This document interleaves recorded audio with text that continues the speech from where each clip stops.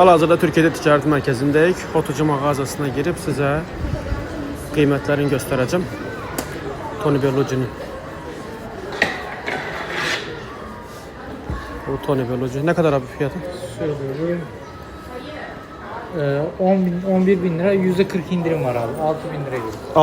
10 bin lira 40% indirimle 6000 TL.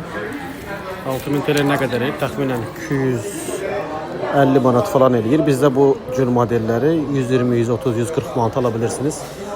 Elə deyirsiniz ki, sizdə bahadır. Bax, bu da Tony Bellucci'dir. Bunun qiymətinə baxaq. 10 bin lira. Bu da təxminən 40% indirimlə 6000 TL'ye düşəcək.